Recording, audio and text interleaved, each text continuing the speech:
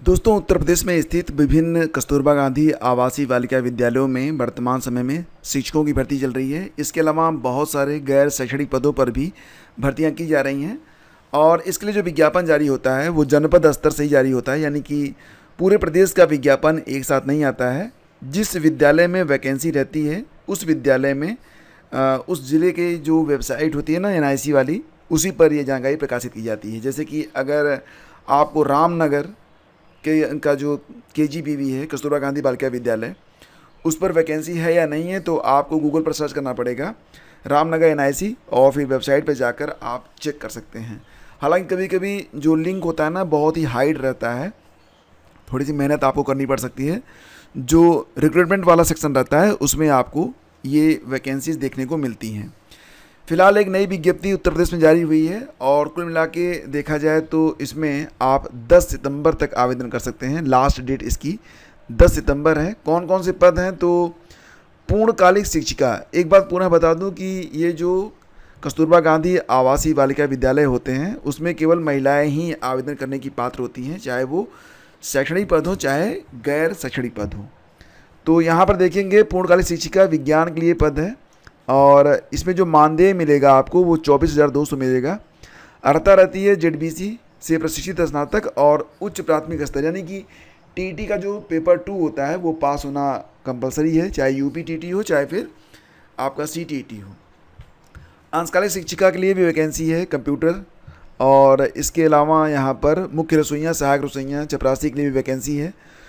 तो आवेदन पत्र के साथ अपनी 2 स्वप्रमाणित फ़ोटो, समस्त शैक्षिक अंक पत्र, प्रमाण पत्र, आधार कार्ड, TET, उच्च प्राथमिक स्तर, वांछित प्रमाण पत्रों की स्वप्रमाणित छायाप्रतियाँ और अपना पता लिखा हुआ 2 लिफाफा स्पीड पोस्ट या रजिस्ट्री से आपको भेजना है। और इसके लिए जो बाकी निर्देश हैं उसको आप यहाँ पर पढ़ सकते हैं। ठीक है। एज लिमिट रहती है 25 साल से लेकर 45 साल तक। ध्यान दीजिएगा कि उम्र सीमा काफ़ी ज़्यादा रहती है और जो आरक्षण की नियमावली है उसके मुताबिक इसमें छूट भी आपको मिल जाती है। तो अगर आपके जनपद के निकट में ये विद्यालय हैं और इसमें आप शिक्षण का कार्य करना चाहते हैं तो आप कर सकते हैं। अगर आपका मतलब पूरे साल का जो व्यवहार रहा वो सब अच्छा रहता है तो आपको एक्सटेंशन भी मिल जाता है। मतलब आप 1 साल के लिए वैकेंसी आती है लेकिन इसमें एक्सटेंशन मिलता रहता है साल साल के आधार पे। तो बहुत सारे लोग अगले साल बाहर हो जाते हैं, बहुत सारे लोग जो अच्छा काम करते हैं उनको जो मतलब रिन्यू कर लिया जाता है। ये फार्म है जो कि आप यहाँ पर देख रहे हैं, यही फार्म आपको भर के भेजना है।